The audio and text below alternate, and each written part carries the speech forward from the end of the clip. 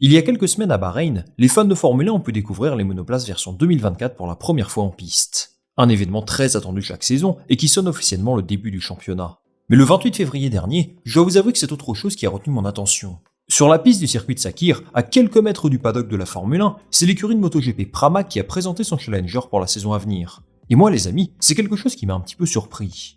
Pourquoi ont-ils choisi Bahreïn pour dévoiler leur moto, alors qu'il n'y a même pas de course de prévue là-bas?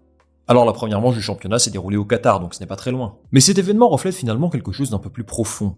MotoGP et Formule 1 ne songeraient-ils pas à organiser un Grand Prix ensemble? Et oui, c'est un projet dont on parle depuis plusieurs années, et qui fait rêver pas mal de fans des deux disciplines. Les pilotes de F1 et de MotoGP réunis sur un seul et même circuit, pour célébrer deux sports mécaniques de légende. Dans quelques années, cet événement pourrait être une réalité. Et selon plusieurs médias, des discussions sont en cours entre Stefano Domenicali et Carmelo Espelta, le patron de la Dorna, qui organise le championnat de MotoGP. Ça va me permettre de parler un petit peu de MotoGP sur la chaîne. Je n'ai pas beaucoup d'opportunités de le faire alors que c'est un sport que j'aime bien, et que je suis régulièrement. Sans plus attendre, je vais vous expliquer tous les dessous de cette affaire. On est parti. Première chose, d'où sortent les rumeurs qui entourent cette potentielle collaboration? C'est la section brésilienne de motorsport.com qui a dévoilé cette information, et on apprend pas mal de choses assez intéressantes dans cet article. L'an dernier, Stefano Domenicali a assisté à la première manche du championnat de MotoGP, qui s'est déroulée à Portimao. Il a même eu l'honneur d'agiter le drapeau ad ami à l'issue de la course. Bon, si l'ami Stefano s'est retrouvé là, ce n'est pas uniquement pour aller regarder les motos en piste. Dans l'ombre, il s'est entretenu avec le patron de la Dorna, Carmelo Espelta, pour discuter d'une potentielle collaboration.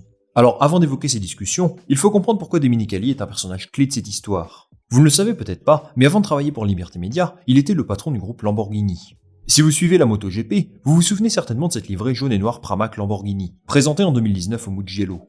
Une collaboration rendue possible par Stefano Domenicali, qui est ami avec le grand patron de Pramac. Quelques années plus tard, le logo de la Formule 1 est apparu sur l'arrière de la Pramac, et ce jusqu'à l'année dernière. En somme, les liens entre Pramac et Liberty Media sont déjà établis. Et bien sûr, amener l'écurie champion constructeur en MotoGP directement sur le paddock de la F1, eh bien c'est très symbolique. On connaît donc désormais les liens de Domenicali avec Pramac, qui lui ont sans doute permis de se rapprocher un petit peu plus du patron de la Dorna. Dans une interview accordée à Marca, Carmelo Espelta a dévoilé la nature de leur discussion à Portimao, il le dit clairement. Les deux ont une très bonne relation, et il est totalement ouvert à l'idée de travailler ensemble.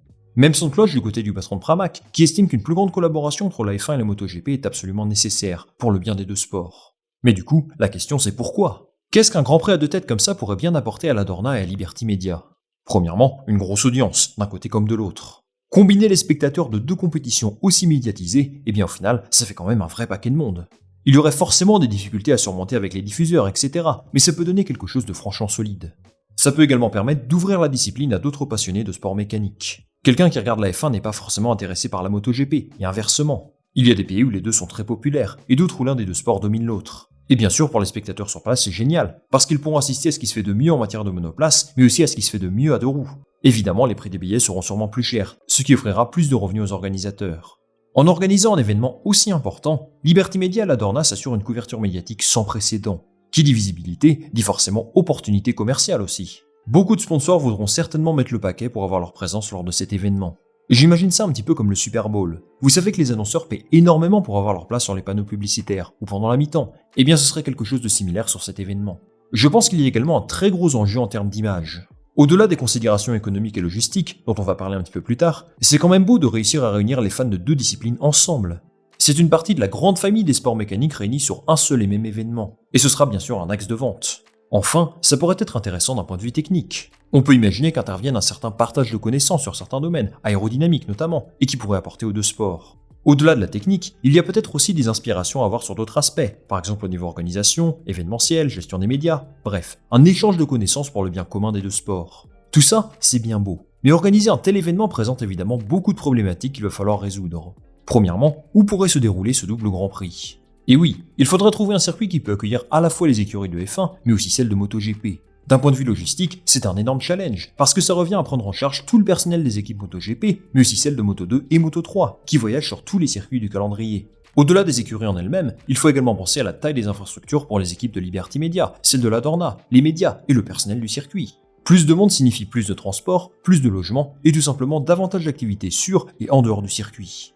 Il y a également des considérations à avoir d'un point de vue sécurité. Forcément, il n'y a pas les mêmes normes entre une course de Formule 1 et une course de MotoGP. Par exemple sur le nombre de commissaires, sur les barrières, ou encore sur les conditions de piste. Et j'insiste sur ce dernier point, parce que la qualité de piste doit être globalement supérieure en MotoGP. Ça peut donner de sacrés maux de tête si un accident arrive, ou alors si l'une des deux catégories endommage certaines parties de la piste. Il faut un circuit avec une configuration de piste qui convient aux demandes des deux championnats. Forcément, les circuits urbains ce n'est pas possible, donc ça devrait être un circuit classique. Il faut des zones de dégagement beaucoup plus importantes pour les motos par exemple, et également un certain nombre d'aménagements amovibles et temporaires pour enchaîner rapidement entre les événements. Enfin, ça crée aussi un enjeu écologique, qui est un point très important pour les deux groupes. Un événement avec une logistique aussi conséquente signifie forcément plus d'émissions carbone. On sait que la F1 a un objectif de neutralité carbone à atteindre en 2030, et organiser ce genre d'événement doit entrer dans leur stratégie. MotoGP et Formule 1 partagent 5 circuits sur leur calendrier. Qatar, Barcelone, Silverstone, le Red Bull Ring et le circuit des Amériques, à Austin. Parmi ceux-là, j'en vois 2 personnellement qui ont les meilleures chances d'accueillir un événement de cette envergure. D'abord, Montmeló. C'est situé à côté de Barcelone, donc d'un point de vue logistique par rapport aux autres, c'est un vrai avantage. Et ils ont une vraie expérience dans la gestion de tout un tas de catégories de sports mécaniques, donc ça pourrait le faire. Le problème, c'est que les infrastructures peuvent être améliorées d'abord, et surtout que leur contrat avec la F1 se termine en 2026. Stefano Domenicali a clairement fait comprendre qu'ils doivent absolument faire évoluer leurs installations pour assurer leur place dans le championnat, alors que le nouveau circuit de Madrid prendra l'appellation officielle du Grand Prix d'Espagne à partir de 2026. S'ils font les ajustements nécessaires dans leur organisation, je pense que le circuit de Barcelone a moyen de conserver son Grand Prix, parce que Domenicali a vraiment laissé la porte ouverte, et il pourrait donc se positionner pour accueillir un double événement MotoGP et F1. Mais à mon sens, c'est plutôt le circuit des Amériques, à Austin, qui a le plus de chances d'organiser tout ça. Les infrastructures sont top, situées près d'une grosse ville, la piste peut offrir du beau spectacle pour les deux catégories, et les organisateurs ont l'air plutôt chauds vis-à-vis de cette idée.